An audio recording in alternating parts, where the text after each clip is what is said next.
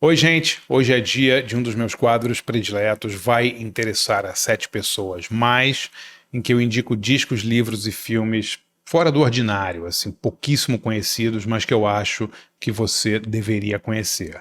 E hoje eu vou falar de uma banda psicodélica, louca, alucinada, que durou muito pouco, mas marcou a vida de muita gente. Estou falando do Spaceman 3. Se você curte esse tipo de conteúdo sobre cinema, música e literatura, sempre com essa pegada mais alternativa, inscreva-se no canal, ative o sininho aí para receber as notificações. Eu tenho quadros novos de segunda a sábado. E galera, queria deixar um agradecimento muito especial. Valeu demais a todo mundo que apoia meu site de jornalismo cultural, andrebarcinski.com.br. Galera, por R$ 20 por mês, você tem um monte de benefícios. Eu escrevo 3 textos inéditos por semana, faço debates, cursos, workshops só para os assinantes do site. Você tem acesso ao acervo inteiro lá. São mais de 600 textos e 75 cursos. Dê uma olhada lá, acho que você vai gostar.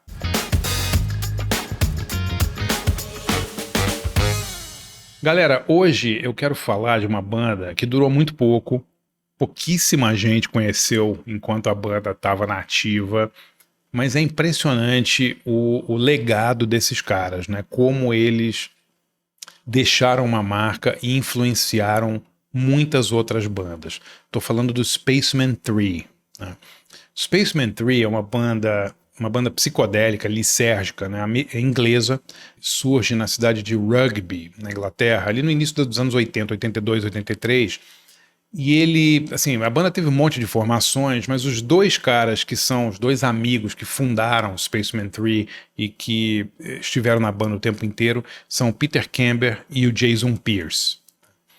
Eles eram eles admitiam que eles eram músicos incompetentes no início, assim, não sabiam tocar direito, eles tinham, sabe, talentos rudimentares ali como instrumentistas, mas eles criaram um universo sônico, né, um universo sonoro muito particular deles, que eles foram afinando com o tempo, e quando a banda acaba ali na virada, finalzinho dos anos 80, eles já eram músicos bem melhores, já sabiam tocar muito melhor e tinham criado realmente algumas músicas muito, muito bonitas que influenciaram um monte de gente. Hoje a gente fala muito de rock psicodélico, né? No Brasil, Bugarins, né? The Brian Jonestown Massacre, Black Angels, Tame Impala, tem tanta banda psicodélica por aí, né? Existe esse termo neopsicodelia. E a gente tem uma galera que meio que já fazia isso em 82, né, na época do pós-punk inglês, né, quando essa psicodelia ainda não era uma coisa muito em voga. Né.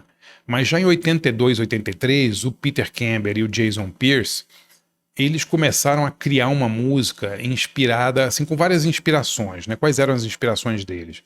Velvet Underground, claro, a banda do John Cale e Lou Reed, todo mundo que curte guitarra, coisas com distorção, guitarras repetitivas, coisas mântricas assim, ama o Velvet Underground. Então era uma banda que o Spaceman 3 adorava.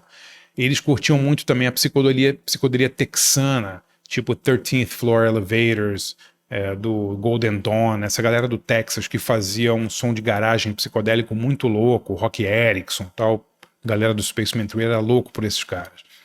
E eles tinham também uma obsessão pelo duo Suicide, né? O que era o Suicide? Suicide era uma banda eletrônica, né? Um duo eletrônico formado ali, né? Bem na época punk, por isso uma banda que era muito inusitada na época, porque era uma banda que estava inserida dentro do movimento punk com Ramones, com Dead Boys, né, com Dictators, com aquela turma toda do CBGBs, mas era basicamente uma banda eletrônica. Né? Era um duo eletrônico, músicas muito repetitivas e longas, e isso apelou muito à sensibilidade do Spaceman 3. Né? O Peter Camber e o Jason Pierce, eles se conhecem na escola de arte em Rugby. Né? E depois a gente tem que fazer um vídeo, inclusive vou fazer, sobre a influência dessas art schools inglesas, britânicas, né, no rock de uma maneira geral. Muitas bandas foram criadas se conheceram nesse lugar, desde os Rolling Stones, né, sempre foi um celeiro assim de grandes encontros assim entre pessoas que depois formariam bandas ou virariam cineastas e tal. Os dois se encontram nessa escola de arte e eles começam a fazer uma mistura, como eu falei, dessas influências todas. Velvet Underground, repetição, guitarras distorcidas. Eles amavam a contracultura do MC5 e dos Stooges também. Então eles começam a fazer uma música muito simples, baseada em repetição, baseada numa coisa de drone, de mantra. O Spaceman 3 grava um monte de demo, tem um monte de disco ao vivo. LP mesmo, eles têm 4 LPs lançados entre ali 85 e 86 e quando a banda acaba. Né? A banda acaba no 1990, mais ou menos, e o último disco deles, que é de 91, que é o Recurring. Quando o disco é lançado, a banda não existe mais. Então, durante a existência da banda, eles lançam apenas 3 álbuns. O melhor para mim é o Playing with Fire, que é um disco muito... É muito bonito, assim, um disco quase sem bateria, um disco meio etéreo, assim, quase shoegaze, assim, uma coisa meio dream pop, assim, que eu acho que é o disco mais legal da banda.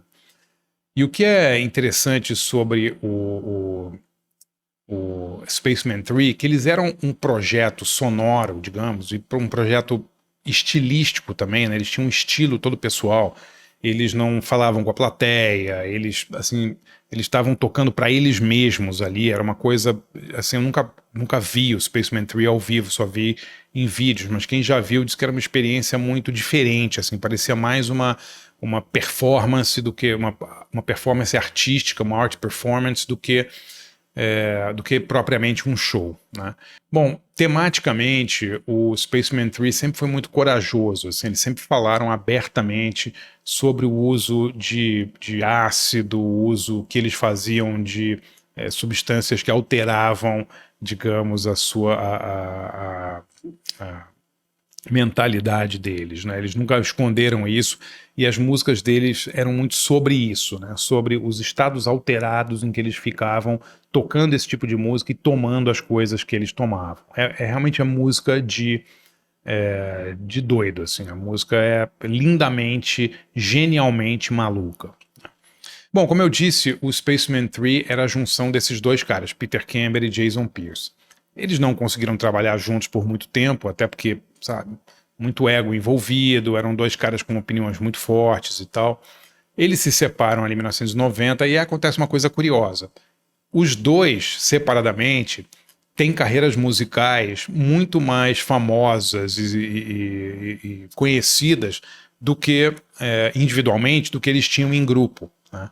O Peter Camber, cujo pseudônimo era Sonic Boom, né, pseudônimo artístico, ele começa uma carreira como Sonic Boom. Ele tem uma banda chamada Spectrum, depois ele lança um monte de disco como Sonic Boom, e ele colabora com um monte de gente legal. Ele faz coisas com MGMT, ele fez coisas com Panda Bear, ele acabou de lançar um disco com a dupla Dean and Britta, Dean Wareham e a esposa dele, Britta Phillips, né? O Dean Wareham, antes de ser do Dean and Britta, ele era do Luna. E antes do Luna, ele fundou o Galaxy 500, que era uma banda também psicodélica, só que americana, contemporânea do Spaceman 3, que era uma espécie de Spaceman 3 americano, mais comportado, eram os intelectuaizinhos que estudavam em Boston e não eram tão drogados e loucos quanto o Spaceman 3, mas habitavam ali a mesma seara sonora. E é muito curioso que o Peter Camber, o Sonic Boom, tá trabalhando com essa galera até hoje, né?